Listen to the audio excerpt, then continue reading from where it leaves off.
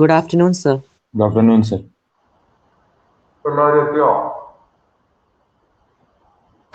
Good afternoon, sir. എത്തുന്നവരെ എത്തിക്കാവും അല്ലേ?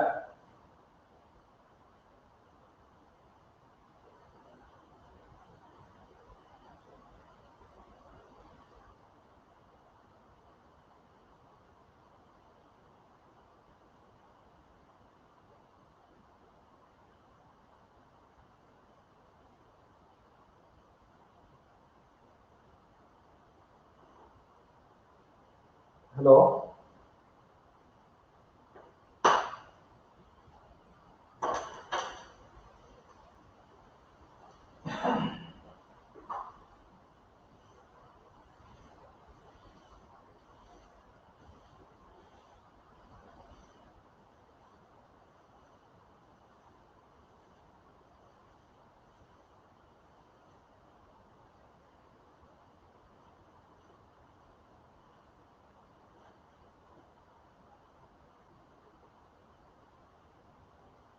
ഞാൻ പൊതുവെ നമ്മുടെ +1 ക്ലാസ് റെക്കോർഡ് ചെയ്യാറില്ല. പക്ഷെ ഇന്ന് റെക്കോർഡ് ചെയ്തു. എന്താണെന്ന് ചോദിച്ചാല് ഒരുപാട് സന്തോഷം തോന്നി. രണ്ടുപേര് എന്നെ വിളിച്ചിട്ട് പറഞ്ഞ സാധനം മഴയാണ്. അപ്പൊ പൊതുവെ ഞാൻ ക്ലാസ് ഒക്കെ കൂടുന്നത് പുറത്തിറങ്ങിയും വീടിന്റെ ഫ്രണ്ടിലെ റോഡിൽ നിന്നൊക്കെയാണ് ക്ലാസ് കൂടുന്നത്. അപ്പം ഇന്ന് അത് പറ്റില്ല, അതുകൊണ്ട് സാറിന് റെക്കോർഡ് ചെയ്തിട്ട് വൈകുന്നേരം ഇട്ട് തരണം. അപ്പൊ അങ്ങനെയൊക്കെ ആഗ്രഹം കാണിക്കുന്നതൊക്കെ ഒരു നല്ല കാര്യം. അങ്ങനെയൊക്കെ ആഗ്രഹിക്കുന്നവർ ഇതിനകത്തുണ്ട്. അപ്പം നമ്മൾ ഇന്ന് കെമിസ്ട്രിയുടെ ഒരു ചാപ്റ്ററിലേക്ക് കിടക്കും. എന്നാണെങ്കിലും നമുക്കിപ്പം എല്ലാം കൊണ്ടും നല്ല സമയമാണ് അല്ലെ? നല്ല മഴ, അത് മിക്കവാറും വെള്ളപ്പൊക്കമാകും, അടുത്തടുത്ത് കൊറോണ. ശരിയാണോ? അതെ, സർ. നമ്മളെ സംബന്ധിച്ചിടത്തോളം നമുക്ക് എന്താണേലും വീട്ടില് മറിഞ്ഞു കുത്തിയിരിക്കുക.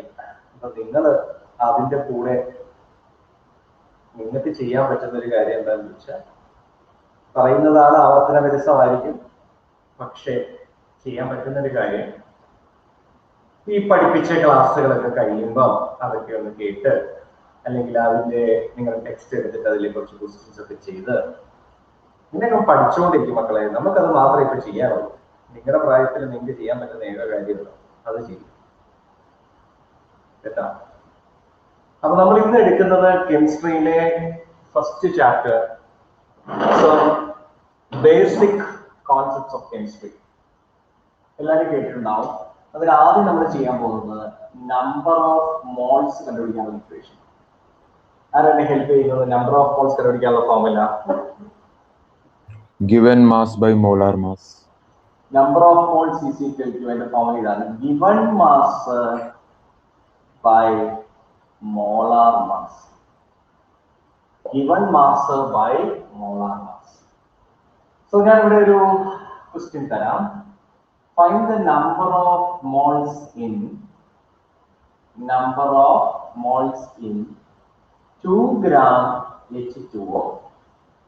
Find the number of moles in 2 gram H2O. Question കിട്ടിയ എല്ലാവർക്കും?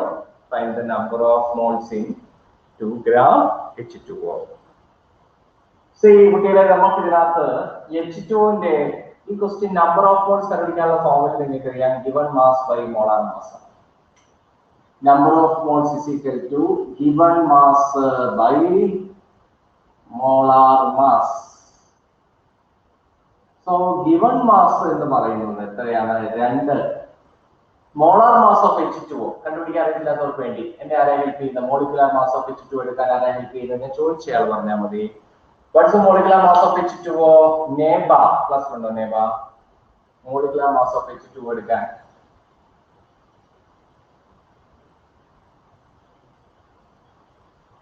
ഇല്ല. തെരേസ ഉണ്ടോ മോളിക്കുലാർ മാസ് ഓഫ് H2O? ഉണ്ട് സർ. എന്നാ പറഞ്ഞു എങ്ങനെ മോളിക്കുലാർ മാസ് ഓഫ് H2O എടുക്കുന്നത്? 2 into 1 plus 16. Very good. 2 into 1 plus 16. കാരണം ഹൈഡ്രജന്റെ 1 gram ആണ്, 2 ഹൈഡ്രജൻ ഉള്ളതുകൊണ്ട് 2 into 1. ഓക്സിജന്റെ 16 gram ആണ്, ഒരെണ്ണേ ഉള്ളതുകൊണ്ട് 16. അപ്പൊ നമുക്ക് എത്ര കിട്ടി? 18 എന്ന് കിട്ടി.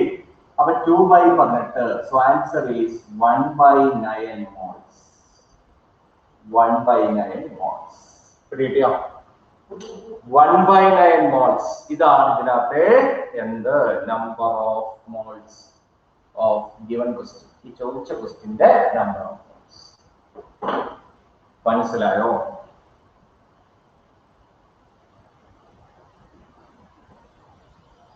മനസ്സിലായോ എല്ലാവർക്കും? ഇതിനകത്തുള്ള നമ്പർ ഓഫ് മോൾസ് എന്ന് പറയുന്നത് എത്രയാണത്? Given mass by molar mass.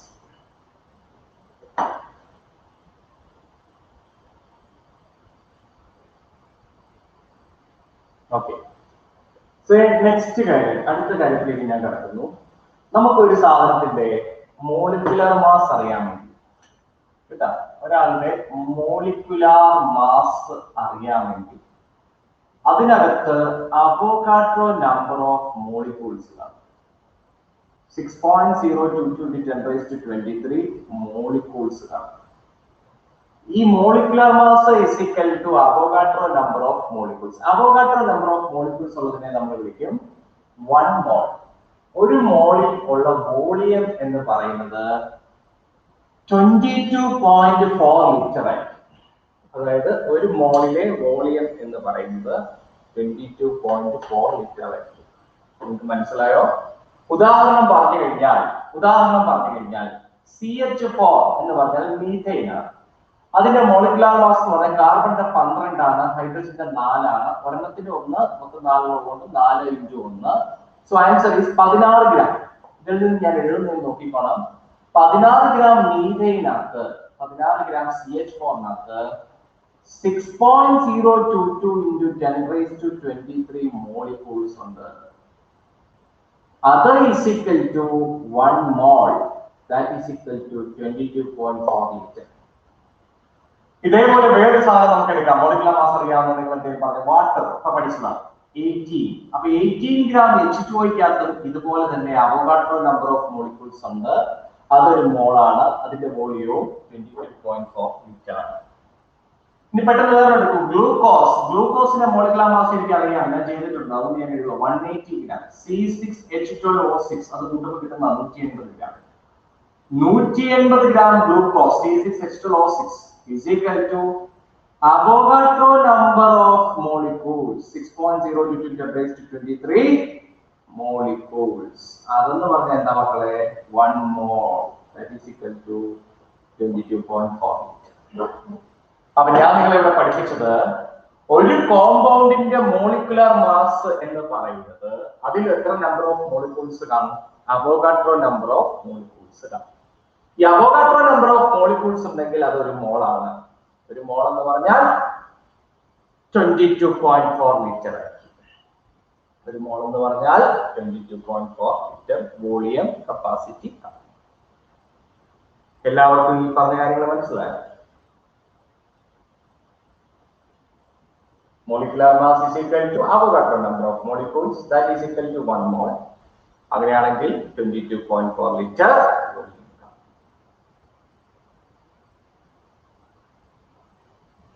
Don ഡഗ്ലാസിൽ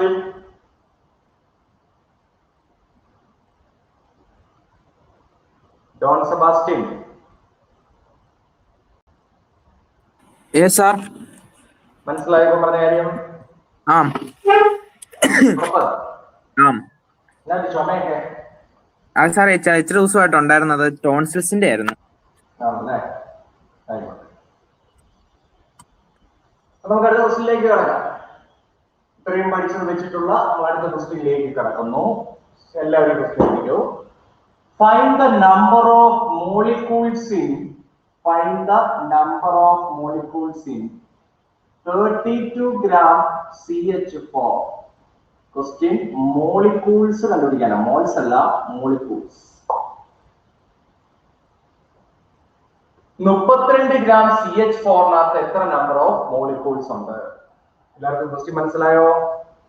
find the number of molecules in 32 gram CH4.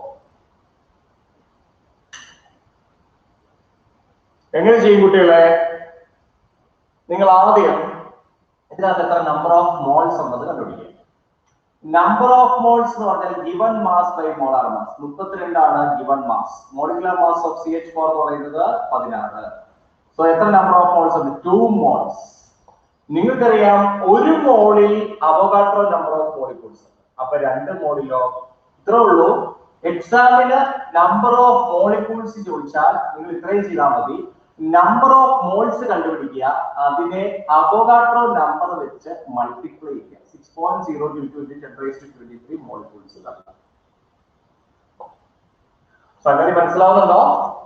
അതായത് നമ്പർ ഓഫ് മോളിക്യൂൾസ് എത്രയാണ് പരീക്ഷയ്ക്ക് ചോദിച്ചാൽ നമ്പർ ഓഫ് മോൾസ് കണ്ടുപിടിക്കുക, അതിനെ അവോഗാഡ്രോ നമ്പർ വെച്ച് മൾട്ടിപ്ലൈ ചെയ്യുക. അപ്പൊ നമുക്ക് എത്ര മോളിക്യൂൾസ് ഉണ്ട് എന്ന് കിട്ടും. ടെക്നിക്ക് മനസ്സിലായോ? എല്ലാവർക്കും ഐഡിയ മനസ്സിലായോ? മനസ്സിലായി സർ. ഓക്കെ. അതായത് നമ്പർ ഓഫ് മോൾസ് എടുക്കുക, അവോഗാഡ്രോ നമ്പർ വെച്ച് മൾട്ടിപ്ലൈ ചെയ്താൽ ചെയ്യുമ്പോൾ കിട്ടുന്നതാണ് number of molecules.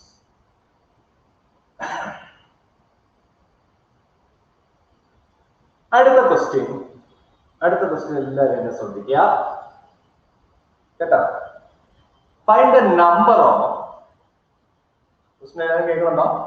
Find the number of hydrogen atoms in, find the number of hydrogen atoms in 1.8 gram H2O. Find the number of hydrogen atoms in 1.8 gram H2O. Find the number of hydrogen atoms in 1.8 gram H2O. Question കിട്ടിയോ? Find the number of hydrogen atoms in 1.8 gram H2O.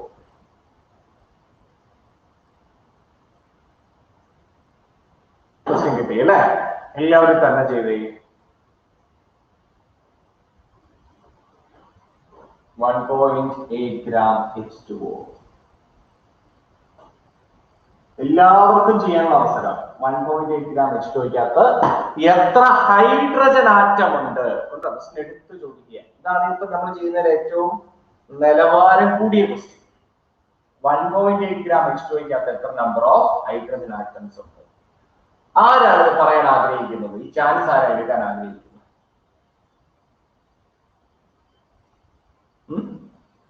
ഇതിന്റെ method of solving പറയാൻ ആഗ്രഹിക്കുന്നത് ആരാണ്? Sir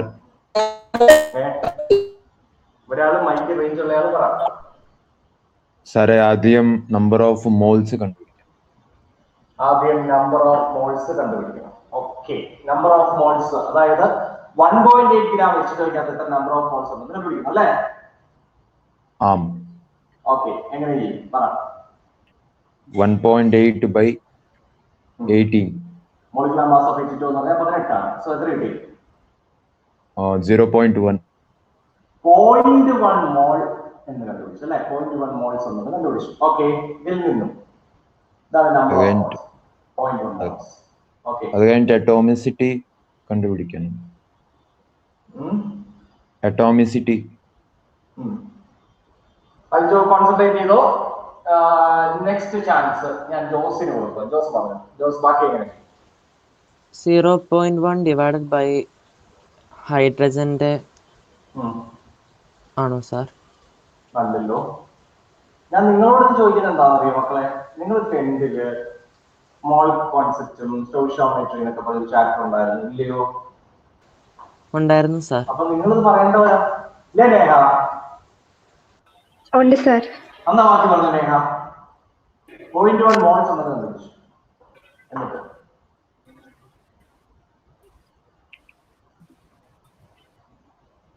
ഞാൻ നേഹയോട് ഒന്ന് ചോദിച്ചോട്ടെ, 0.1 moles ഉണ്ടെങ്കിൽ ഇതിനകത്ത് എത്ര നമ്പർ ഓഫ് മോളിക്യൂൾസ് ഉണ്ട്?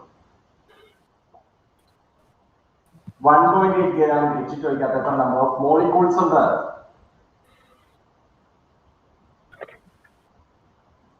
അതിന് ആൻസർ വരാത്തത്.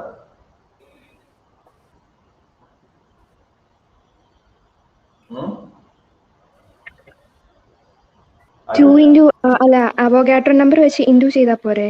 എന്തിനെ? 0.1 0.1 into 6.022 into 10 raised to 23 ആണ് ഇതിനകത്തുള്ള ടോട്ടൽ നമ്പർ ഓഫ് മോളിക്യൂൾസ് അല്ലേ? അപ്പൊ 0.1 into Avogadro number of molecules ഇതിനകത്തുണ്ട് കേട്ടോ അൽജോ? Yes, sir. ഇനി എത്ര നമ്പർ ഓഫ് ഹൈഡ്രജൻ ആറ്റംസ് ഉണ്ടെന്നാണ് ചോദിച്ചിരിക്കുന്നത്. അപ്പൊ നമ്മൾ എന്ത് ചെയ്യണം നേഹ? എത്ര ഹൈഡ്രജൻ ആറ്റം? ഇതിപ്പോ ഇത്രയും മോളിക്യൂൾസ് ഉണ്ട്, ഇതിനകത്ത് മൊത്തം എത്ര ആറ്റംസ് ഉണ്ടെന്ന് ചോദിച്ചായിരുന്നെങ്കിൽ, പരീക്ഷയ്ക്ക് അങ്ങനെ ചോദിച്ചെങ്കിൽ 1.8 gram H2 മൊത്തം എത്ര ആറ്റംസ് ഉണ്ട് എന്ന് ചോദിച്ചാൽ into 3 ചെയ്യും. പക്ഷേ ഈ ക്വസ്റ്റിനകത്ത് എത്ര ഹൈഡ്രജൻ ആറ്റം ഉണ്ടെന്ന് മാത്രമാണ് ചോദിച്ചിരിക്കുന്നത്. അപ്പൊ നമ്മൾ നമ്പർ ഓഫ് മോളിക്യൂൾസ് കണ്ടുപിടിച്ചിട്ട് എത്ര ഹൈഡ്രജൻ ആറ്റം ഉണ്ട് അത് വെച്ച് മൾട്ടിപ്ലൈ ചെയ്യാം. ഇതാണ് ഇപ്പോൾ ഇതിനകത്തുള്ള total number of hydrogen atoms. കുട്ടികളെ മനസ്സിലാവുന്നുണ്ടോ മക്കളെ? നമ്മൾ എന്ത് ചെയ്തു? നമ്പർ ഓഫ് മോൾസ് കണ്ടുപിടിച്ചിട്ട് അവോഗാഡ്രോ നമ്പർ വെച്ച് മൾട്ടിപ്ലൈ ചെയ്യുന്നതാണ് അതിനകത്തുള്ള ടോട്ടൽ നമ്പർ ഓഫ് മോളിക്യൂൾസ്. അതിനെ അതിന്റെ അവോഗാഡ്രോ നമ്പർ വെച്ച് മൾട്ടിപ്ലൈ ചെയ്താൽ മോളിക്യൂൾസ് ആയി. പക്ഷേ ആറ്റംസ് ആണ് ചോദിച്ചത്. അതിലെ ഹൈഡ്രജൻ ആറ്റം മാത്രമേ ചോദിച്ചിട്ടുള്ളൂ. അത് 2 ആറ്റമായേ ഉള്ളൂ. അതുകൊണ്ട് into 2. അപ്പോൾ 2 into 0.1 into 6.022 into 10 raised to 23 atoms. ഇത്രയും നമ്പർ ഓഫ് ആറ്റംസ് ആണ് ഇതിനകത്തുള്ളത്. ഈ ചാപ്റ്റർ ഒക്കെ പഠിക്കുമ്പോൾ അതിൻ്റെതായ നിലവാരത്തിൽ പഠിക്കുക, ലോജിക്കലായിട്ട് പഠിക്കുക. നിങ്ങൾ പലരും നമ്പർ ഓഫ് മോൾസ് കണ്ടുപിടിക്കാൻ പറഞ്ഞാൽ നിങ്ങൾ ചെയ്യും, നമ്പർ ഓഫ് മോളിക്യൂൾസ് കണ്ടുപിടിക്കാൻ പറഞ്ഞാൽ നിങ്ങൾ ചെയ്യും. പക്ഷെ അതിൽ നിന്ന് ഒരു നിലവാരം കൂടിയ ഒരു ക്വസ്റ്റ്യൻ ചോദിച്ചാൽ, ചോദിച്ചു കഴിഞ്ഞാൽ എല്ലാവരും ചെയ്യുമോ? സ്വയം ആലോചിക്കുക. മനസ്സിലായോ? ഇതിനകത്ത് ഞാനൊരു വർഷം മുമ്പ് തുടങ്ങിയ ബാച്ചുകാരുണ്ട്. ഒരു വർഷം തുടങ്ങി മീൻസ് ഈ +1 കാലഘട്ടം തുടങ്ങിയപ്പോൾ തൊട്ട് എന്റെ അടുത്ത് വന്ന് ചേർന്ന കുട്ടികളുണ്ട്. അവർക്കൊക്കെ ഞാൻ ഇത് ആദ്യമേ എടുത്ത ചാപ്റ്ററാണ്. നിങ്ങൾ ഓർക്കുന്നുണ്ടോ? ആദ്യം എന്ന് പറയുമ്പോൾ എന്റെ മനസ്സിൽ ഓർമ്മ വരുന്ന കുറെ പേരുകളുണ്ട്. ഷീനു, അമൽ, മരിയ, ആരൊക്കെയാ പറഞ്ഞേ?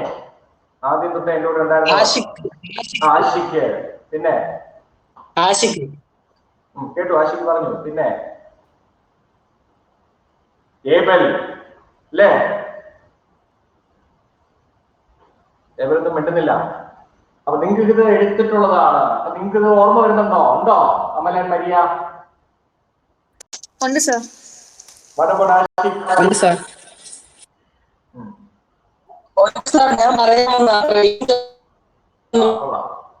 അപ്പൊ ഇങ്ങനെയാണ് ഇതുപോലത്തെ നമ്മളുടെ റിവിഷൻ എന്ന് പറയുന്നത്, റിവിഷൻ ചെയ്യുക എന്ന് പറയുന്നത്. സോ എല്ലാവരും ചെയ്യും, എല്ലാവരും എഴുതിയെടുക്കും. ഇപ്പൊ മനസ്സിലായി എല്ലാവർക്കും? അൽജോ, അൽജോ മോളിക്യൂൾസ് എടുക്കാതെ നേരെ അറ്റോമിസിറ്റി വെച്ച് മൾട്ടിപ്ലൈ ചെയ്യാനാണ് എന്നോട് പറഞ്ഞ ഐഡിയ. ശരിയാണോ? അല്ല സാർ, ആദ്യം മോൾസ് എടുത്തിട്ട് മോളിക്യൂൾസ്. പക്ഷെ എന്നോട് എക്സ്പ്ലനേഷൻ തന്നപ്പോൾ അങ്ങനെ എനിക്ക് തന്നില്ല. അതാണ് ഞാൻ ഉദ്ദേശിച്ചത്. ഇങ്ങനെയാണോ നീ ഉദ്ദേശിച്ചത്? This is what you mean? Yes, sir. That is good.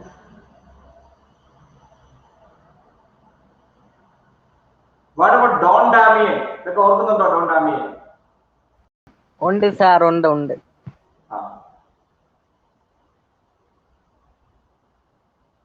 Jisna ഉണ്ടോ ക്ലാസ്സില്?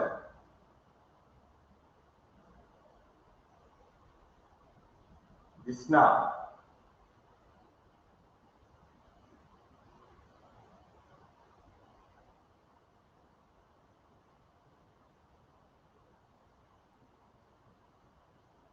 നീരജിക്ക് മനസ്സിലായോ? മനസ്സിലായി സാർ.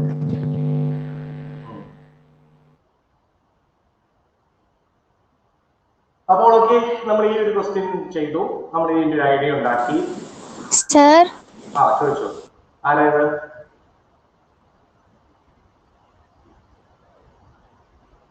ഇതെന്നതായത്? ഇടയ്ക്ക് മുട്ടിനൊക്കെ വിളി വരുന്നു, കാര്യമൊന്നും പറയുന്നുമില്ല. ആരാ? എന്താ? റിപ്ലൈ വല്ലതും ഉണ്ടോ? ഇവിടെ എന്നാ നടക്കുന്നതെന്നാണോ ചോദിക്കുന്നത്?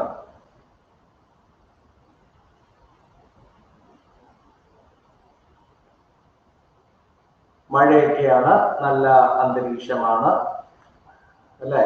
പഠിക്കാനാണോ ഉറങ്ങാനാണോ എന്നുള്ളത് നിങ്ങൾ ആലോചിക്കും. അടുത്ത ക്വസ്റ്റ്യനിലേക്ക് നമ്മൾ കിടക്കും. അടുത്ത ക്വസ്റ്റ്യൻ അല്ല, അടുത്ത ടോപ്പിക്കിലേക്ക് നമുക്ക് കിടക്കാം. അടുത്ത് നമ്മൾ പണ്ട് പഠിച്ചിട്ടുള്ള ഒരു ഏരിയയാണ്. ഏതാണെന്നറിയാം? നമുക്ക്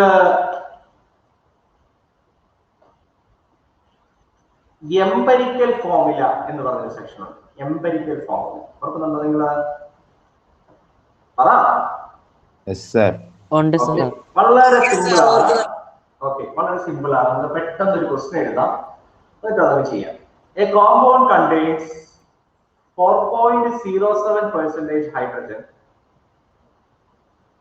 A compound contains 4.07% hydrogen, 24.27% carbon, 71.65% chlorine, 4.07% hydrogen. ഒന്നും കൂടി പറയൂ. A compound contains 4.07% hydrogen, 24.27% carbon, 71.65% chlorine. Its molecular mass is 98.96. Molecular mass is 98.96. What are its empirical and molecular formula? What are its empirical and molecular formula? Jose, question വായിച്ചേ Jose. A compound contains 4.07% hydrogen, 24.27% carbon, 71.65% chlorine. Molecular mass given is 98.96. What are its empirical and molecular formula? 98.96 gram. Okay. What are its empirical and molecular formula? Okay.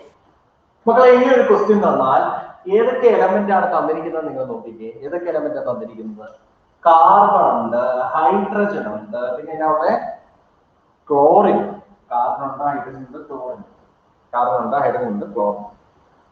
പിന്നെ ഇതിനകത്ത് നമുക്ക് ഇവിടെ എല്ലാം atomic mass നമുക്ക് പൊതുവെ അറിയാം. അത് അറിയാമെങ്കിൽ നിങ്ങൾ എഴുതിക്കോണം, അല്ലെങ്കിൽ പീരിയോഡിക് ടേബിൾ നോക്കി എഴുതുക. 12 ഹൈഡ്രജൻ 1. ക്ലോറിന്റെ എത്രയാ? ഞാൻ എഴുതാനല്ല, നിങ്ങൾ ആരെങ്കിലും പറയുന്നത്. ക്ലോറിന്റെ എത്രയാ? 35.5. Very good. 35.5. 35.5. വിഷ്ണു നിവേദി ഉണ്ടോ ക്ലാസ്സിന്? വിഷ്ണു നിവേദിയ ക്ലാസ്സിലുണ്ടോ? വിഷ്ണു നിവേദിയ ക്ലാസ്സിലുണ്ടോ? മറുപടിയില്ല. ഓക്കെ. അപ്പൊ കാർബൺ, ഹൈഡ്രജൻ, ക്ലോറിൻ, ഈ 3 സാധനമാണ് നമുക്ക് തന്നിരിക്കുന്നത്. ഇനി എന്താ ഇനി ഇവർ തന്നിരിക്കുന്ന പെർസെന്റേജ്, ഓരോന്നിന്റെയും പെർസെന്റേജ് എത്രയാന്ന് നിങ്ങൾ പറയണം. എത്രയാ മക്കളെ പെർസെന്റേജ്? കാർബൺ എത്രയാ? അതായത് ഓരോ ടേബിൾ ഉണ്ടാക്കുക. കാർബൺ പറഞ്ഞു 24.27%. ആണോ? അടുത്തത് 4.07%. 4.07. അടുത്തത് 71.65%. 71.65%. അപ്പൊ ഇതെല്ലാം ഇവരുടെ പെർസെന്റേജ് ആണ്. ഇനി അടുത്ത പരിപാടി എന്ന് പറഞ്ഞാൽ നിങ്ങളുടെ കാൽക്കുലേറ്റർ എടുത്ത് ചെയ്യുന്ന പരിപാടി വളരെ സിമ്പിൾ ആണ്. ഇതിനെ തമ്മിൽ ഡിവൈഡ് ചെയ്യുക, ഇതിനെ തമ്മിൽ ഡിവൈഡ് ചെയ്യുക, ഇതിനെ തമ്മിൽ ഡിവൈഡ് ചെയ്യുക. അതായത് 24.27 ഡിവൈഡ് ബൈ 12 കാൽക്കുലേറ്റർ ഉള്ളവർക്ക് അറിയാമായിരിക്കും, അല്ലെങ്കിൽ ചെയ്യുക. ഏതാണ്ട് 2.02 വരും. 4.07 by 1 അതെല്ലാവർക്കും അറിയാം, അത് 4.07 തന്നെയാണ്.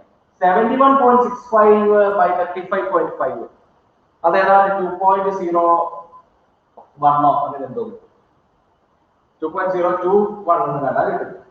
ഇനി മക്കളെ ഇതിലെ ചെറിയ വാല്യൂ വെച്ച്, ഇതിലെ സ്മോൾ നമ്പർ വെച്ച് ഇതിനെല്ലാം ഡിവൈഡ് ചെയ്യാം. അതായത് 2.02 by 2.02 എന്ന് പറഞ്ഞാൽ 1, 4.07 by 2.02 എന്ന് പറഞ്ഞാൽ ഏകദേശം 2. ഏകദേശം എടുത്താൽ മതി, അപ്രോക്സിമേറ്റ് എടുത്താൽ മതി. അപ്രോക്സിമേഷൻ ഇവിടെ ആവശ്യമാണ്. അപ്പോൾ ഈ കിട്ടുന്നതാണ് സിംപ്ലസ്റ്റ് വോൾ നമ്പർ റേഷ്യോ, അല്ലെങ്കിൽ സിമ്പിൾ റേഷ്യോ. എന്താണ് ഇത്? Simple ratio. ഇത് പെർസെന്റേജ് ബൈ അറ്റോമിക് മാസ്. ഈ സ്റ്റെപ്പാണ് പെർസെന്റേജ് ബൈ അറ്റോമിക് മാസ്. അത് കഴിഞ്ഞ് അവസാനം കിട്ടിയ സാധനമാണ് സിമ്പിൾ റേഷ്യോ. ഈ സിമ്പിൾ റേഷ്യോ വെച്ചുണ്ടാക്കുന്ന ഫോർമുല, ആ ഫോർമുലയ്ക്ക് പറയുന്ന പേരാണ് എംപരിക്കൽ ഫോർമുല.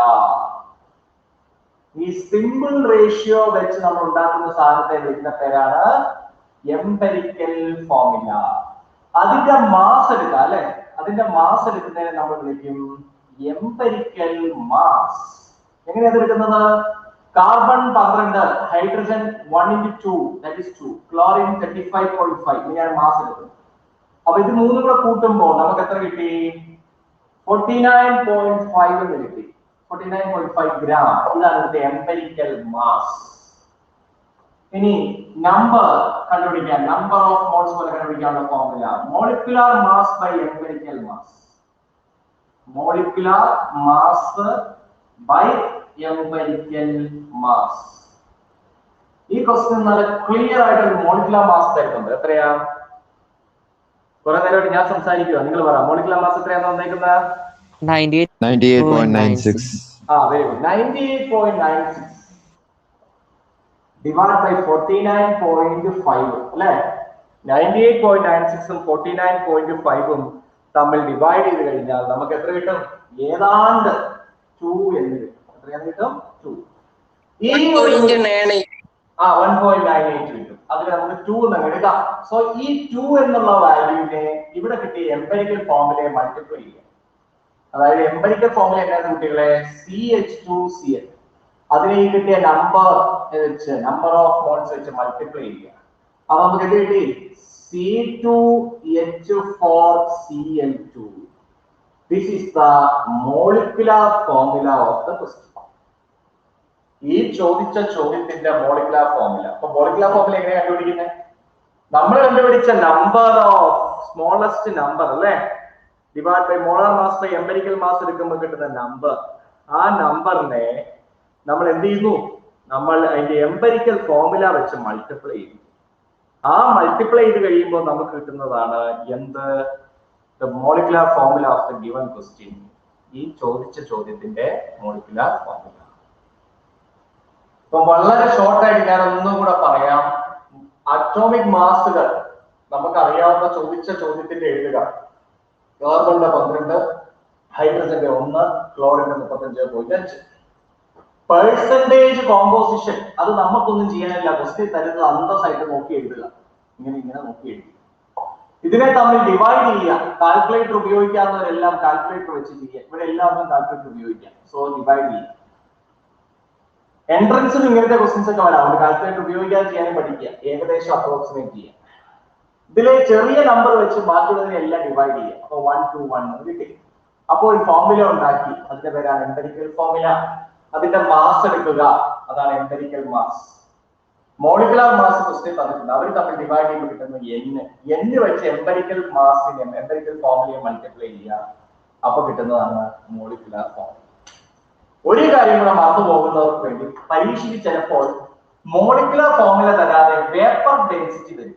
ഈ വേപ്പർ ഡെൻസിറ്റി ഇൻറ്റു 2 അതാണ് മോളിക്കുലാർ മാസ്. മോളിക്കുലാർ മാസ് എന്ന് പറഞ്ഞാൽ സൈഡിൽ എഴുതി വെച്ചോണം. മോളിക്കുലാർ മാസ് വിളിക്കുന്ന formula vapour density into 2. Vapour ഡെൻസിറ്റിയെ 2 വെച്ച് കുടിച്ചാൽ നമുക്ക് എന്ത് കിട്ടുന്നു? നമുക്ക് എന്ത് കിട്ടും? നമുക്ക് കിട്ടുന്നതാണ് molecular mass. Vapor density into 2 is equal to molecular mass.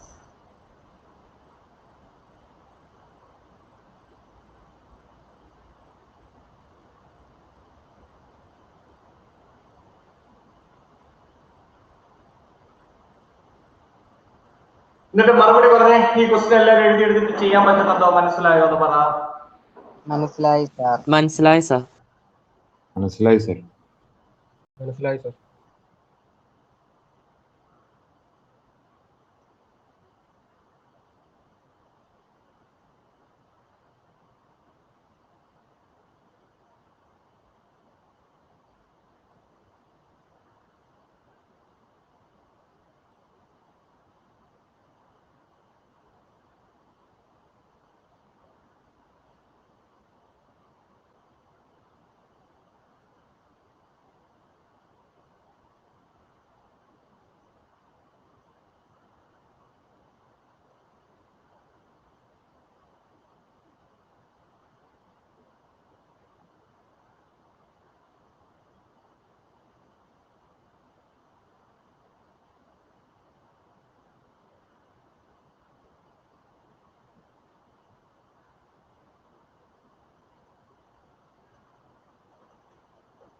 Okay, അപ്പൊ അത്രയും മനസ്സിലായെന്ന് ഞാൻ ധരിക്കുന്നു.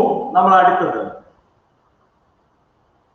അടുത്തത് ലിമിറ്റിംഗ് റിയേജന്റ് എന്താണ്? ലിമിറ്റിംഗ് റിയേജന്റ് ഹെഡിങ് കൊടുത്തെങ്കിൽ പറ. Limiting reagent. ലിമിറ്റിംഗ് റിയേജന്റ് കൊടുത്തോ? A reagent that is completely consumed in a chemical reaction. A reagent that is completely consumed in a chemical reaction. A reagent that is completely consumed in a chemical reaction. A reagent that is completely consumed in a chemical reaction. A reagent that is completely consumed in a chemical reaction. എല്ലാവരും എഴുതിയോ?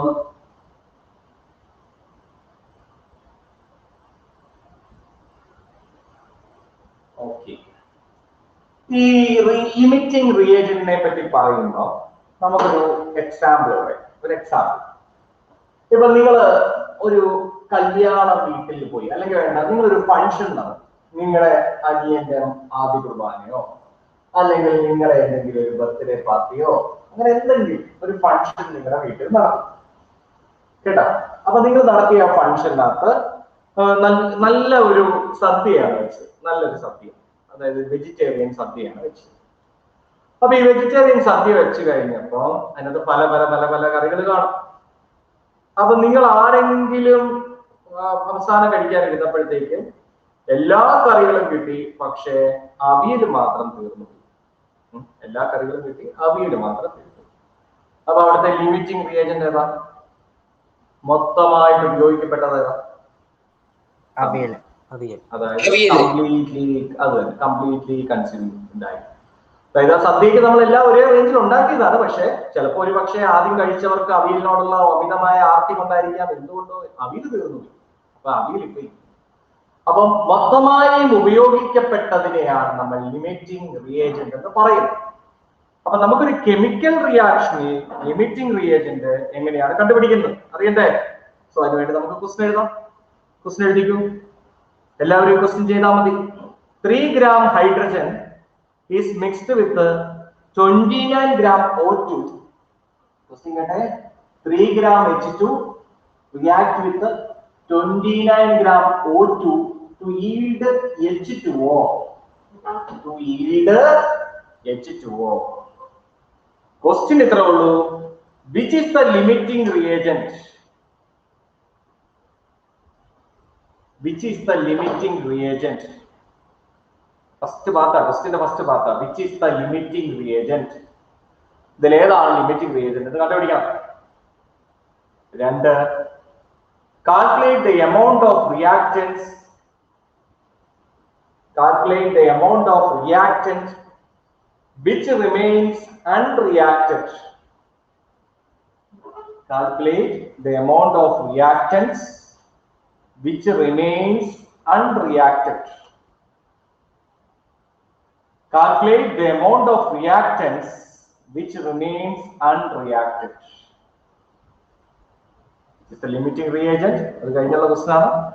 Calculate the amount of reactants which remains unreacted. Question കിട്ടിയോ? Sir question ഒന്നുകൂടെ കൂടെ പറയാമോ? 3 gram H2 mixed with 29 gram O2 to yield water. Question the first part, which is the limiting reagent. Second part, calculate the amount of reactants which remains unreacted. Calculate the amount of reactants which remains unreacted. Question കിട്ടിയോ? കിട്ടി sir. ആരാണ് ഈ ക്വസ്റ്റിന്റെ അർത്ഥം എന്ന് പറഞ്ഞിരുന്നത്? അൽജോ, ക്വസ്റ്റിന്റെ അർത്ഥം എന്ന് പറഞ്ഞത് എല്ലാവർക്കും അർത്ഥം പറഞ്ഞു.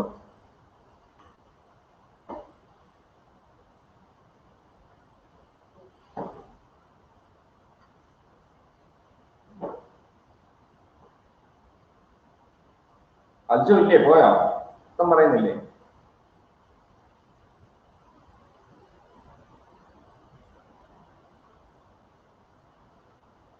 സേഫ് ഉണ്ടോ? സേഫ് മുഹമ്മദ് ക്ലാസ്സിലുണ്ടോ?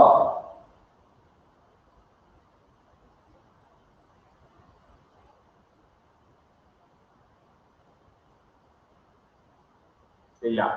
അനകാരജി ക്ലാസ്സിലുണ്ടോ? ഇപ്പൊ എന്റെ മൈക്കാണോ നിങ്ങളുടെയാണോ ഇല്ലാത്തത്? ആരെങ്കിലും റിപ്ലൈ ചെയ്താ? ജോസ് ഉണ്ടോ ക്ലാസ്സില്? ഉണ്ട് സാർ. വിളിച്ചവരൊക്കെ എവിടെ പോയി?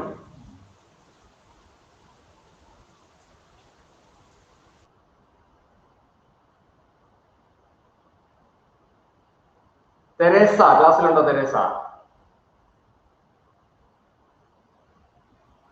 Sir, ഈ ക്വസ്റ്റിന്റെ അർത്ഥം ഒന്ന് പറഞ്ഞേ.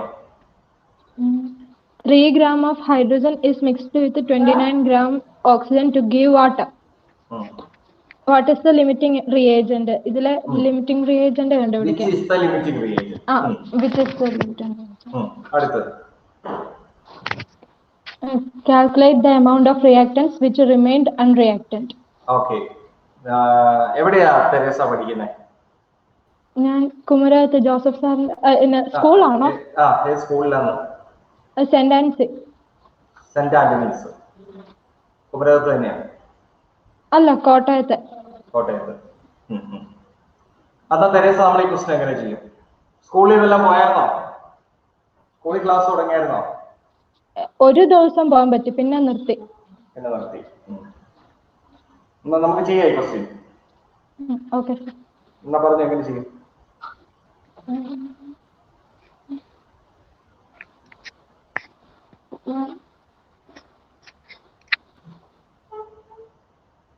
പറഞ്ഞോളൂ.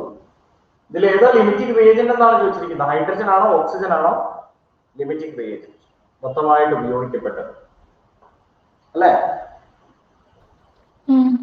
എങ്ങനെ ചെയ്യും? ഞാൻ മറന്നുപോയി സാർ. ജോസഫ് സാറ് വരിയായിട്ട് പറഞ്ഞാണല്ലോ. ഞാൻ ചോദിച്ചു സാറേ ഏത് ചാപ്റ്റർ എടുക്കേണ്ടത്? അപ്പൊ എന്നോട് പറഞ്ഞു ബേസിക് കോൺസെപ്റ്റ്സ് ഓഫ് കെമിസ്ട്രി എടുക്കണ്ട, കാരണം ഞാൻ അതുകൊണ്ട് നല്ല അടിപൊളിയായിട്ട് എന്റെ പിള്ളേരെ പഠിപ്പിച്ചതാണ്. സാറ് ഭയങ്കര സന്തോഷത്തില്ല, പക്ഷേ എന്റെ പിള്ളേര് പറയുന്നില്ല, അതാ പ്രശ്നം. ലിമിറ്റിംഗ് റിയേജന്റ് സാറ് പറഞ്ഞില്ലേ? നമുക്ക് സാറിനോട് ചോദിക്കണമല്ലോ. ഈ ഭാഗം പഠിപ്പിച്ചില്ലായിരുന്നു സാർ, മോൾ കോൺസെപ്റ്റ് വരെയാ പഠിപ്പിച്ചത്. ആണോ? അപ്പൊ പരീക്ഷയ്ക്ക് ഈ ഭാഗം ഉണ്ട്, അപ്പൊ നമുക്കിത് പഠിക്കണ്ടേ? അതുപോലെ നമുക്ക് ഈ ഒരു ഏരിയ നമുക്ക് ക്ലിയർ ആക്കാം. 2 gram ഹൈഡ്രജൻ, എന്തോ നമ്മൾ പറഞ്ഞ 2 gram അല്ല അല്ലേ? എത്ര ഗ്രാമാ? 3 gram ഹൈഡ്രജൻ 29 gram ഓക്സിജനും കൂടി വാട്ടർ ഉണ്ടായി. അപ്പൊ നിങ്ങളെ സംബന്ധിച്ചിടത്തോളം നിങ്ങൾ ആദ്യം എഴുതേണ്ടത് ഈ വാട്ടർ ഉണ്ടാകുന്ന റിയാക്ഷനാണ്. H2 plus O2 is H2O. തെരേസയോട് തന്നെ ഉണ്ടല്ലോ, ഈ ഇക്വേഷൻ ബാലൻസ്ഡ് ആണോ തെരേസ? അല്ല. എന്നാ ചെയ്യാം? 2H2 plus O2 gives 2H2O. Very good. 2H2 plus O2 gives 2H2O. ഇതിൽ നിന്നും തെരേസയ്ക്ക് ഒരു കാര്യം മനസ്സിലായോ? അതായത് 2 മോൾ ഹൈഡ്രജന്, ഇത് എഴുതുന്ന മോളാണ് കേട്ടോ, 2 moles hydrogen, are you hearing me? 2 moles hydrogen requires 1 mole oxygen. 1 mole oxygen. ശരിയാണോ? ഈ ഇക്വേഷൻ കണ്ടിട്ട് നിങ്ങൾക്ക് പറയാൻ പറ്റും 2 മോൾ ഹൈഡ്രജന് 1 മോൾ ഓക്സിജൻ മതി വാട്ടർ എന്നാണ്. ശരിയോ തെറ്റോ? യെസ് ഓർ നോ പറയാം. ശരിയാ സാർ. എന്തുകൊണ്ട്? ഇവിടെ കണ്ടാ നമ്മൾ ബാലൻസ് ചെയ്തപ്പോൾ നമുക്ക് കണ്ടി 2H2 plus 1 O2 gives 2H2O. അപ്പൊ നമുക്ക് മനസ്സിലായി 2H2 ന് 1 ഓക്സിജൻ മതി. അപ്പൊ 2 മോൾ ഹൈഡ്രജന് 1 മോൾ ഓക്സിജൻ മതി. ശരിയല്ലേ?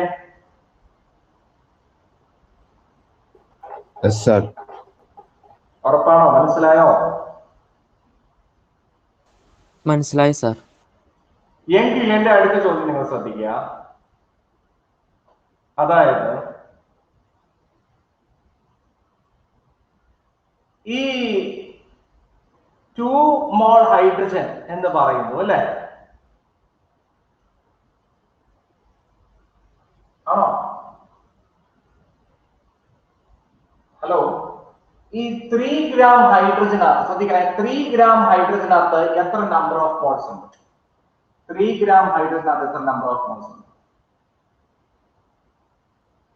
സ്റ്റുഡൻസിനെ കേൾക്കുന്നുണ്ടോ? 3 ഗ്രാം ഹൈഡ്രജനകത്ത് എത്ര നമ്പർ ഓഫ് മോൾസ് ഉണ്ട്? 3/1 given mass by molar mass അല്ലേ? given mass by 3/2 3/2 ആണ്. 3/2 എത്ര ജോസേ? 3/2 1.5. 3/2 എന്ന് പറഞ്ഞാൽ എത്രയാണ്? 1.5. 1.5 അല്ലേ? 1.5 മോൾസ് ഉണ്ട്. ശരി തെറ്റോ? 1.5 മോൾസ്. 3 ഗ്രാം ഹൈഡ്രജനകത്ത് 1.5 മോൾസ് ഉണ്ട്. അങ്ങനെയാണെങ്കിൽ ഈ 29 ഗ്രാം ഓക്സിജനകത്ത് എത്ര നമ്പർ ഓഫ് മോൾസ് ഉണ്ട്? 29 gram oxygen after 29/32. Am I right? 29/32. ശരിയല്ലേ? ശരിയോ തെറ്റോ? Yes, sir. Yes, What is sir. 29/32? എടുത്തതാ 29/32 എനിക്ക് എടുത്തതാ 29/32 0.90. 0.90.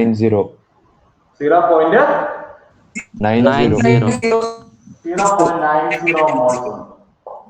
നിങ്ങൾ നന്നായിട്ട് ഒബ്സർവ് ചെയ്യണം, നന്നായിട്ട് ശ്രദ്ധിക്കണം. അതായത് ഈ ക്വസ്റ്റ്യനകത്തുനിന്ന് നിങ്ങൾക്ക് ഒരു കാര്യം മനസ്സിലായി. അതായത് 2 മോൾ ഹൈഡ്രജന് 1 മോൾ ഓക്സിജൻ മതി. അല്ല, തിരിച്ചു പറഞ്ഞാൽ 1 മോൾ ഹൈഡ്രജൻ വരുമ്പോൾ 1/2 മോൾ ഓക്സിജൻ മതി. അതാണ് ഈ റിയാക്ഷന്റെ ഒരു ട്രെൻഡ്. 2 മോൾ ഹൈഡ്രജന് 1 മോൾ ഓക്സിജൻ മതി. അപ്പൊ 1 മോൾ ഹൈഡ്രജൻ റിയാക്ട് ചെയ്യുമ്പോൾ 1/2 മോൾ ഓക്സിജൻ മതി. ഈ റിയാക്ഷനിൽ മൊത്തം 1.5 മോൾസ് ഹൈഡ്രജൻ ഉണ്ട്, 0.90 മോൾസ് ഓക്സിജൻ ഉണ്ട്. ശ്രദ്ധിക്കണേ, 0.90 മോൾസ് ഓക്സിജൻ ഉണ്ട്. അത് ക്വസ്റ്റ്യൻ തന്നിരിക്കുന്ന കാര്യമാണ്. അപ്പൊ നമുക്കൊരു കാര്യം മനസ്സിലായി, 1.5 മോൾ ഹൈഡ്രജൻ ഉണ്ടെങ്കിൽ വി ജസ്റ്റ് റിക്വയർ 1.5ന്റെ പകുതി, അതെത്രയാ? 0.75 മോൾസ് ഓക്സിജൻ മതിയായിരുന്നു.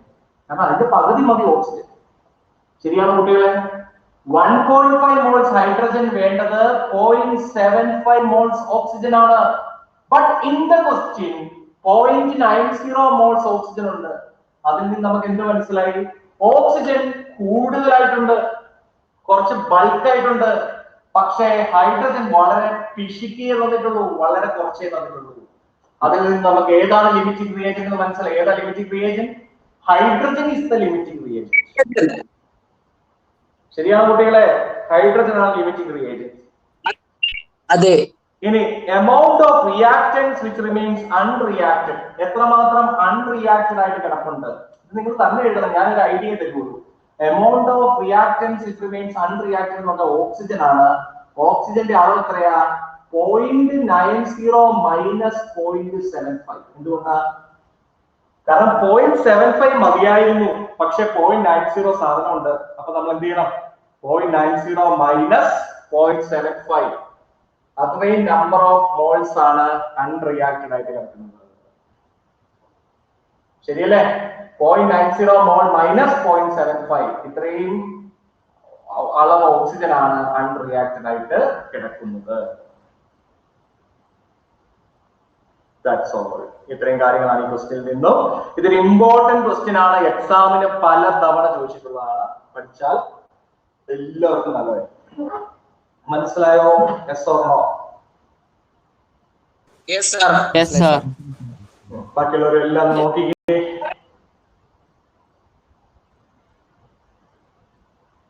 തെരേസയ്ക്ക് മനസ്സിലായോ? തെരേസ,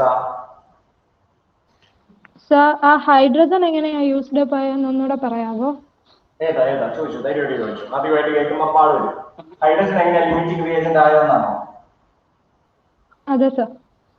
വളരെ 1.5 മോൾ ഹൈഡ്രജൻ ഉള്ളതെന്നും മൊത്തം 0.90 മോൾ ഓക്സിജൻ ഉണ്ടെന്നുള്ളത് മനസ്സിലായോ? ആ, മനസ്സിലായി സർ. ഈ 1.5 മോൾ ഹൈഡ്രജൻ ഉണ്ടെങ്കിൽ എത്ര ആളുകൾ ഓക്സിജൻ ആണ് വേണ്ടത്? ഈ റിയാക്ഷൻ വെച്ച് നോക്കുമ്പോൾ, ഇത് എഴുതിയത് വെച്ച് നോക്കുമ്പോൾ 1.5ന്റെ ഹാഫ്. 1.5ന്റെ ഹാഫ് മതി അല്ലെ? 2 മോളിന് 1 മോൾ ഓക്സിജൻ മതി. 2 മോൾ ഹൈഡ്രജൻ 1 മോൾ ഓക്സിജൻ പോരെ? അപ്പൊ 1.5 മോൾ ഹൈഡ്രജന് 0.75 മോൾ ഓക്സിജൻ പോരെ? അതെ സർ. ഇനി ഈ ക്വസ്റ്റിനകത്ത് ഏതാ കൂടുതൽ കിടക്കുന്നത്? 0.75 മോൾ ഓക്സിജൻ ആണോ ഉള്ളത്? അല്ലല്ലോ. എന്ത് കൂടുതലുണ്ട്? ഓക്സിജൻ കിടക്കുന്നത് 0.90 അല്ലേ? മനസ്സിലായോ? അപ്പൊ ഓക്സിജൻ കൂടുതലാണല്ലേ? തെരേസയ്ക്ക് മനസ്സിലാവുന്നുണ്ടോ? ഓക്സിജൻ കൂടുതലാണ്. ഓക്സിജൻ കൂടുതലാണെന്ന് പറഞ്ഞാൽ ഒരെണ്ണം കൂടുതലാണെങ്കിൽ മറ്റേത് ലിമിറ്റിംഗ് ആയിരിക്കും. രണ്ടും കൂടുതലായിട്ട് തരില്ല. ഓക്സിജൻ ആണ് ഇവിടെ കൂടുതലുള്ളത്. ഓക്സിജൻ ആണ് ഇവിടുത്തെ എക്സസ് റിയേജന്റ്. അത് മനസ്സിലായോ? മനസ്സിലായി സർ. ഉറപ്പാണല്ലോ. അപ്പൊ പിന്നെ ഹൈഡ്രജൻ ഇവിടെ എന്തായിരിക്കും? ലിമിറ്റിംഗ് റിയേജന്റ് ആയിരിക്കും. മനസ്സിലായോ? മനസ്സിലായി സർ. ഇനി എത്രയാണ് കൂടുതൽ എന്ന് പരീക്ഷയ്ക്ക് ചോദിച്ചിട്ടുണ്ട്. അതായത് രണ്ടാമത്തെ ക്വസ്റ്റൻ അതാണ്. ബൈ ഹൗ മച്ച്, അതായത് എക്സസ് റിയേജന്റ് എത്രയാണ് കൂടുതലുള്ളത് അതറിയാൻ വേണ്ടി നമ്മൾ എന്ത് ചെയ്തു? 0.90 മൈനസ്, അതായത് നമുക്ക് മൊത്തം ഉള്ളത് 0.90 ആണ്, പക്ഷെ നമുക്ക് 0.75 മതി. അപ്പൊ മിച്ചം എന്തോരെയായിരിക്കും? 0.15 മോൾസ് ആണ്. 0.15 മോൾസ്. മനസ്സിലായോ കുട്ടികളെ? സർ, ചോദിച്ചു. ലിമിറ്റിംഗ് റിയേജന്റ് ഇല്ലാത്ത റിയാക്ഷൻ കാണോ? ലിമിറ്റിംഗ് റിയേജന്റ് ചോദിച്ചിട്ടുണ്ടെങ്കിൽ ആ ക്വസ്റ്റ്യൻ ലിമിറ്റിംഗ് റിയേജന്റ് കണ്ടിരിക്കും. ഒരു കെമിക്കൽ റിയാക്ഷൻ ഒരാൾ എപ്പോഴും ലിമിറ്റിംഗ് റിയേജന്റ് ആയിരിക്കും. രണ്ടും എക്സസ് അല്ല. കേട്ടോ?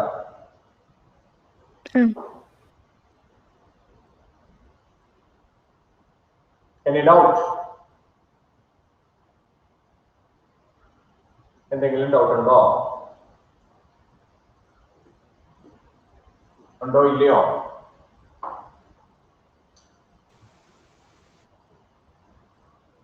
പറഞ്ഞേ. ഡൗട്ട് ഇല്ല സർ. ഇല്ല സർ.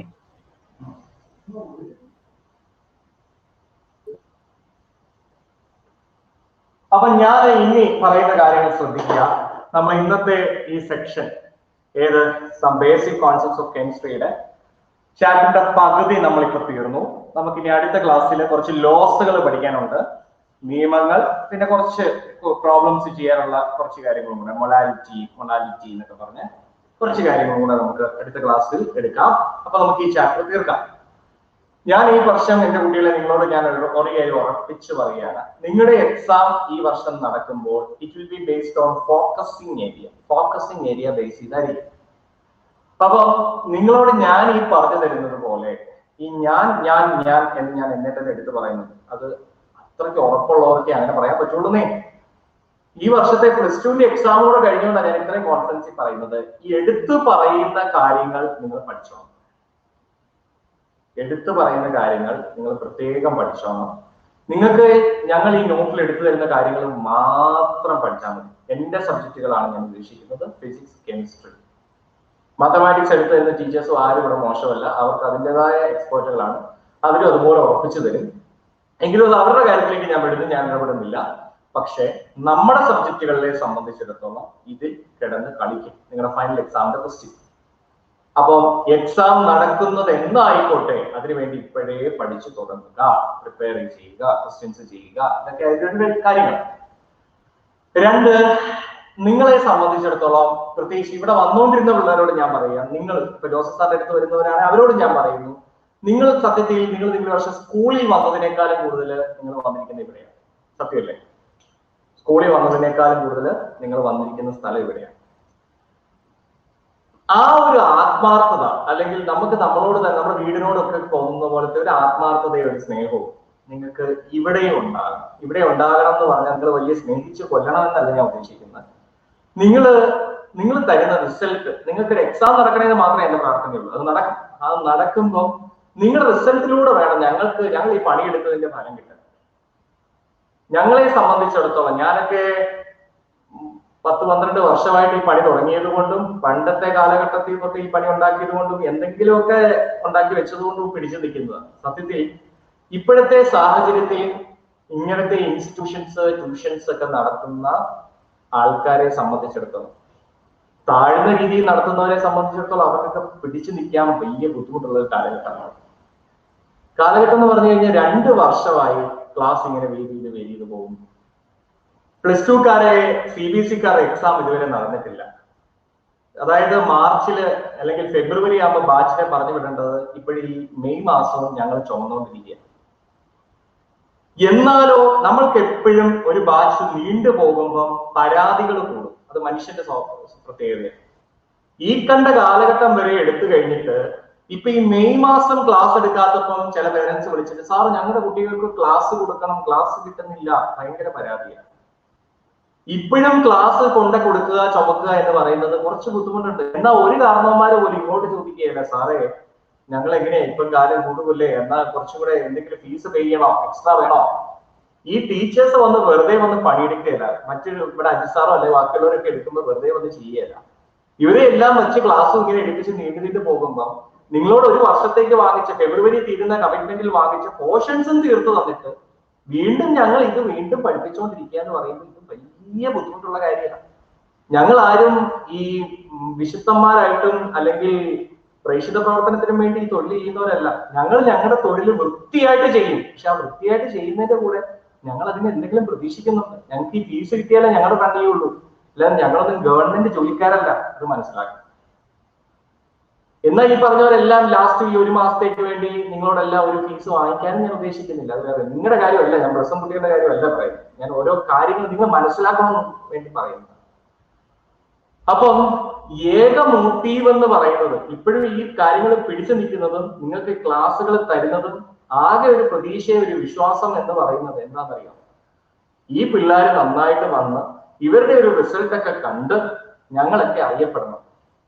പക്ഷെ ആ സമയം ആകുമ്പോൾ ഈ റിസൾട്ട് ഒക്കെ വരുമ്പോൾ പലരും ഈ ഞങ്ങളുടെ കഷ്ടപ്പാട് പലരും കാണാതെ പോകാറുണ്ട്. അത് ഞങ്ങളെ ഒന്നും പിന്നെ ചിലരൊന്നും കണ്ടാൽ പോലും തിരിച്ചറിയരുത്. ഉദാഹരണം പറഞ്ഞു കഴിഞ്ഞാൽ ഇപ്പൊ നമ്മുടെ ക്രാഷ് കോഴ്സിന്റെ ഒക്കെ എന്തെങ്കിലുമൊക്കെ കാര്യങ്ങളൊക്കെ ഇടുമ്പോൾ ചില കുട്ടികൾ ഓർത്ത് സ്നേഹത്തോടെ സാർ ഇങ്ങോട്ട് പറഞ്ഞിട്ട് ഇറങ്ങിപ്പോയ +2 കഴിഞ്ഞ കുട്ടികൾ ഇങ്ങോട്ട് പറയും, സാറേ ഞങ്ങൾ സ്റ്റാറ്റസ് ഇടട്ടെ, ഷെയർ ചെയ്യട്ടെ, മറ്റൊരു കുട്ടികൾ കാണട്ടെ, ഞങ്ങൾ നമ്മുടെ MIC നടക്കുന്ന കാര്യങ്ങളല്ലേ. അങ്ങനെയൊക്കെ ചില പിള്ളേർ പറയും. ചില പിള്ളേർക്കൊക്കെ ഒരു മൈൻഡ് പോലും കാണുക. അപ്പൊ ഞാൻ ഈ പറഞ്ഞു വരുന്നതിന്റെ എല്ലാം സമ്മതം ഇതാണ്, മക്കളെ, ഈ ഒരു പരീക്ഷണ കാലഘട്ടം നിങ്ങൾക്ക് മാത്രമല്ല ഞങ്ങൾക്കുമാണ്. ഞങ്ങൾ ഈ എടുത്തു തരുന്ന ക്ലാസ്സുകളുടെ മുന്നിൽ ഒരുപാട് കൺസേൺസ് ഉണ്ട്. അപ്പം തിരിച്ച് പ്രതീക്ഷിക്കുന്ന ഒരു കാര്യം ഇത് മാത്രമല്ല, പ്രതീക്ഷിക്കുന്ന കുറച്ച് കാര്യങ്ങൾ എന്ന് പറഞ്ഞാൽ ഇപ്പൊ പലർക്കും ബയോളജി ഒരു ക്ലാസ് അറേഞ്ച് ചെയ്ത് തരും. എന്നാൽ ഈ പിള്ളേർക്ക് ഞങ്ങളിവിടെ ബയോളജി ഒന്നും എടുക്കാറില്ല. ഇപ്പം ബയോളജി ഒരു ക്ലാസ് ഇടുന്നു. എന്തുകൊണ്ടാ? എങ്കിലും കാരണവശാൽ ഇനി ബയോളജി ഒരു ക്ലാസ്സിന്റെ കുറവ് വേണ്ട. ഫുൾ A+ കിട്ടുന്ന കുട്ടികളാണെങ്കിൽ അവർക്ക് അതുകൂടെ കിട്ടട്ടെ, സ്കൂളിൽ പോയി പഠിക്കുന്നില്ലല്ലോ. ആ ഒരു അനുഭവങ്ങൾ ഓരോരുത്തരെ വെച്ച് ക്ലാസ് ഉണ്ടാക്കി ഇട്ട് തരുന്നു.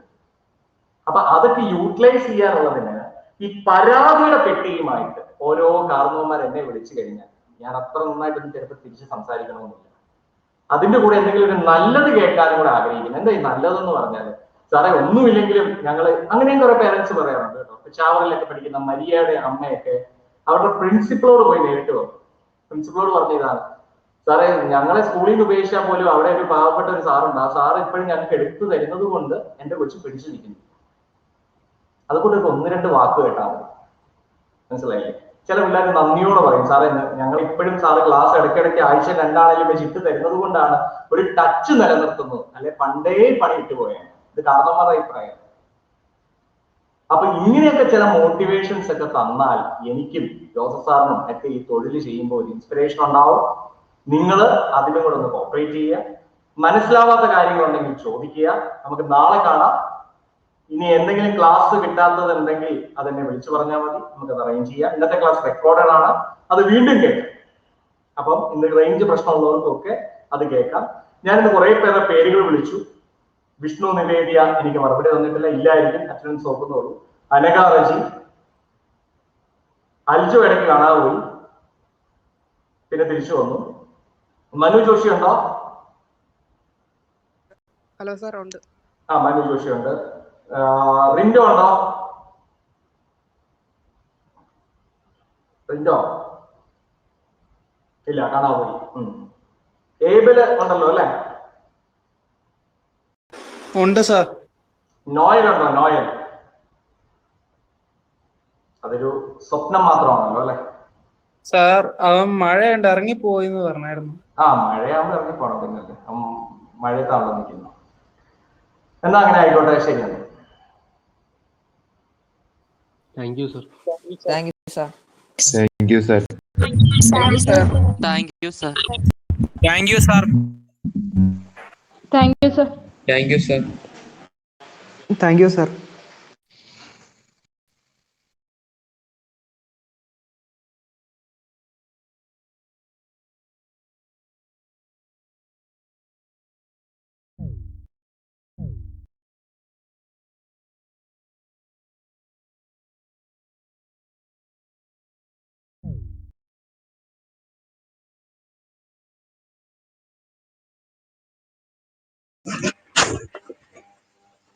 Thank you, sir.